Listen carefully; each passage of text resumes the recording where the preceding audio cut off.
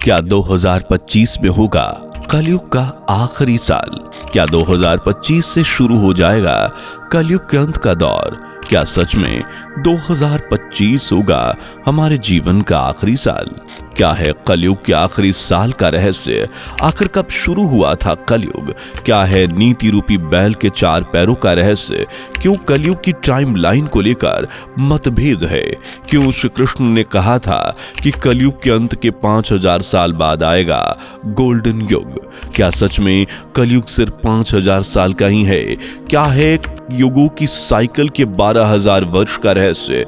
जानने के लिए वीडियो के आखिर तक बने रहें। दोस्तों, सनातन की वीडियो YouTube चैनल को आपके सपोर्ट की आवश्यकता है। हमें सब्सक्राइब किए बिना मत जाइएगा और वीडियो को लाइक भी जरूर कर दीजिएगा।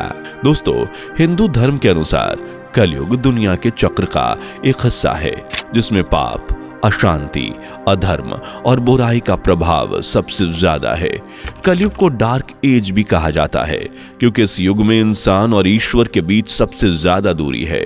हिंदू धर्म में धर्म को नीति कहा जाता है जिसे बुल से रिप्रेजेंट करते हैं, यानी बैल जिसके 4 पैर होते हैं और ये चारों पैर 4 अलग अलग युगों को दर्शाता है। हर युग में बैल का एक एक पैर कम होता जाता है। जैसे सतयुग में इस बैल के 4 पैर थे, लेकिन कलयुग में सिर्फ एक ही पैर बचा है और इसी एक पैर पर कलयुग का आखिरी समय भी टिका है। यानी जब ये पैर बैल से अलग होगा तब कलयुग का भी अंत हो जाएगा। पर कब?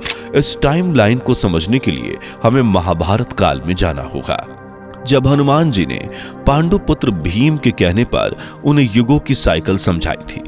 हनुमान जी ने कहा था सतयुग सबसे पवित्र युग था। इस युग में एक ही धर्म था और सभी लोग पवित्र थे, इसलिए इसे नाम दिया गया सतयुग। जहां बिना पूजा पाठ और अनुष्ठान के लोग महज अपने मन की शक्ति से ही सब कुछ हासिल कर लिया करते थे। इस युग में किसी के भी मन में कोई बुराई नहीं थी, ना ही तो अमीरी थी और ना ही गरीबी, ना ही किसी तरह का रोग। इस युग में बुराई, नफरत, जलन, लालच ऐसी कोई भी बुरी भावना लोगों के मन में नहीं थी, इसलिए वो सबसे ज्यादा खुश थे।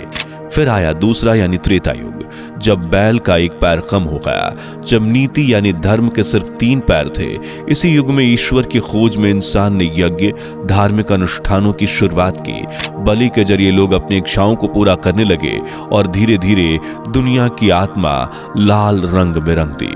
फिर आया तीसरा युग, द्वापर। अब नीति रूपी बैल के 2 पैर कम हो चुके थे, यानी अब सिर्फ 2 पैरों पर धर्म टिका था।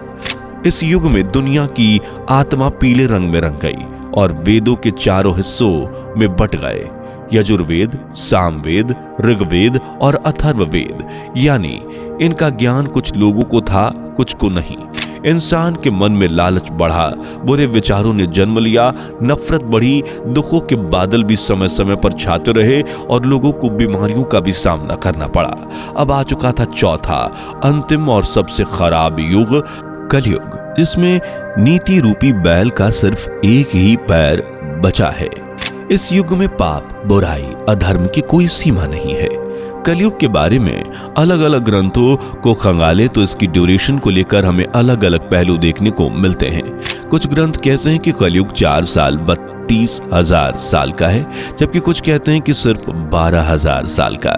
जबकि ब्रह्म वैवर्त पुराण में भगवान श्री कृष्ण ने कहा है कि कलयुग के अंत में 5000 साल बाद एक नए सुनहरे युग का आरंभ होगा, यानी एक सुनहरा युग शुरू होगा। और अगर ऐसा हुआ तो 2025 में कलयुग का अंत निश्चित है।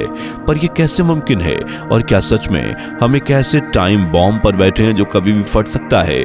जानने के लिए वीडियो को लाइक, शेयर करके चैनल को सब्सक्राइब करें और बेल आइकन को प्रेस करें।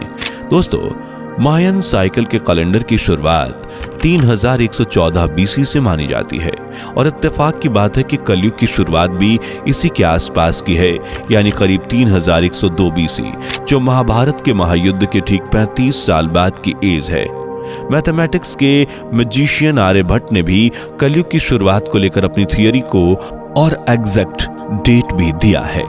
आर्यभट्ट ने सूर्य सिद्धांत नाम की एस्ट्रोनॉमिकल टेरेस्ट्रीज के आधार पर कहा था कि कलयुग की शुरुआत 17 से 18 फरवरी 3102 बीसी से हुई थी, क्योंकि इसी दिन मरकरी, वीनस, मार्स, जुपिटर और सैटर्न एराइज राशि के 0 डिग्री में इकट्ठा हुए थे। इसी डेट की माने तो कलयुग का अंत भी अभी लाखों साल दूर है, लेकिन असल में आर्यभट्ट की कैलकुलेशन गलत थी। ऐसा हम नहीं बल्कि एक्सपर्ट्स ने कहा।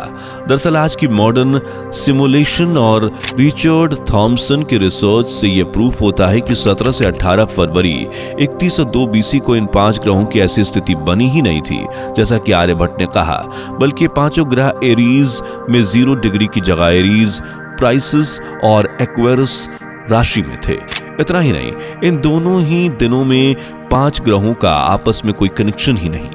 इसके अलावा सूर्य सिद्धांत में भी यह साफ साफ लिखा है कि इस तारीख को इन ग्रहों का ऐसा कोई मिलन नहीं हुआ, और यह मुमकिन ही नहीं है, क्योंकि एरीज के 0 डिग्री में ग्रह मिलन कलयुग के अंत में होता है, ना कि शुरुआत में। तो क्या वो कलयुग की शुरुआत नहीं अंत था?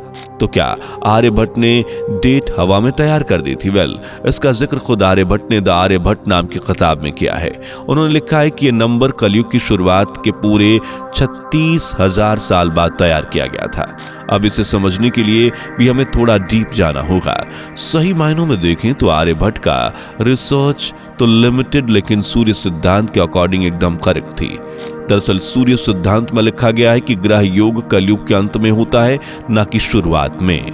लेकिन हिंदू धर्म के अनुसार इसका एक अपवाद भी है, जिसके मुताबिक ग्रह योग दिन और रात के ब्रह्म के आरंभ में होता है, जिसमें 1000 युग साइकिल्स शामिल होती हैं। और श्री युक्तेश्वर महाराज के अनुसार कई ग्रंथों में कलयुग की 12,000 साल के टाइम पीरियड को आर्टिफिशियल तरह से बढ़ा दिया गया, जिसके मुताबिक कलयुग हो गया 4,32,000 साल का। यहां भी 360 को मल्टीप्लिकेशन फैक्टर के रूप में इस्तेमाल किया गया है, और इसके मुताबिक मानवीय वर्षों को दिव्य वर्ष बना दिया गया है। लेकिन आज भी अगर आप महाभारत और मनुस्मृति को पढ़ते हैं तो एक युग की मैक्सिमम उम्र आपको 12,000 साल ही देखने को मिलेगी। खुद युक्तेश्वर जी अपनी किताब द होली साइंस में यह साफ कर चुके हैं कि एक युग की साइकिल 24,000 साल की होती है। यानी पहले एक युग 12,000 साल तक ऊपर की ओर चढ़ता है, जिसमें सतयुग का पैरामीटर धीरे धीरे ऊपर आता है, लेकिन फिर वही युग 12,000 साल नीचे की ओर उतरता है, यानी सतयुग का पैरामीटर धीरे धीरे नीचे आता है। यानी एक ही युग 2 बार रिपीट होता है। इस लिहाज से कलयुग भी 24,000 साल में खुद को 2 बार रिपीट करेगा, जिसके बाद जैसा कि श्री कृष्ण ने कहा एक गोल्डन युग यानी सतयुग की शुरुआत होगी। और आप चाहें तो दुनिया की कितने भी ग्रंथ युगों को लेकर तैयार डेटा को उठा लीजिए, सभी में आपको युग साइकिल को लेकर कॉमन कॉन्सेप्ट ही देखने को मिलेगा। फॉर एग्जाम्पल, ज़ोरोस्ट्रियन रिलीजन के अनुसार दुनिया 12,000 साल तक रहती है, और इसे भी 4 अलग अलग भागों में बांटा गया है। हर भाग की ड्यूरेशन 3,000 साल होती है।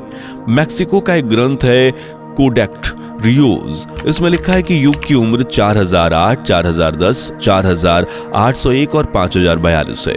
यानी यहां भी हर युग की उम्र लगभग सेम ही बताई गई है। इसी तरह संस्कृत में लिखे ग्रंथों को उठाए तो वहां भी 4800, 2400, 3600 और 1200 बताया गया है। यानी यहां भी युगों की एज लगभग सेम ही है। हालांकि ये बढ़ने की जगह घटते क्रम में है, यानी 4:3:2:1 के क्रम में। हालांकि गैप सेम है, लेकिन संस्कृत में इन ग्रंथों की टाइमलाइन को देखें तो बाकी ग्रंथों की टाइमलाइन को देखें तो युगों की उम्र को लेकर थोड़ी छेड़छाड़ नजर आती है। अगर इस सीक्वेंस के हिसाब से चले तो सतयुग की शुरुआत 12,676 बीसी में जाकर होती है, यानी कि आज से करीबन 14,500 साल पहले। ये वही डेट है जब महर्षि श्रवण नक्षत्र में थे, और महाभारत में भी कहा गया है कि श्रवण नक्षत्र को सबसे पहला स्थान दिया जाता है। इस लिहाज से देखें तो आज से 3,676 बीसी शुरू होने वाले कलयुग के अंत के बहुत नजदीक खड़े हैं। धर्म ग्रंथों के अनुसार इस युग के अंत के बाद 3 युगानुयुग होंगे, और ये तीनों ही 9,000 वर्ष तक चलेंगे। लेकिन ये अंत इतना आसान नहीं होगा, क्योंकि धर्म ग्रंथों में लिखा है कि एक युग का अंत अपने साथ महाबर्बादी, महाप्रलय लेकर आता है। एक सभ्यता का अंत होता है, दूसरी सभ्यता बसती है। कलयुग के अंत भी कुछ इसी तरह से होने हैं। हमारी वर्तमान सभ्यता पूरी तरह से नष्ट हो जाएगी। प्राचीन धर्म और युग के जानकार हमारे बीच आएंगे, और इस युग को, इससे जुड़ी हर चीज के अंत के बाद एक नए युग यानी सतयुग की स्थापना करेंगे।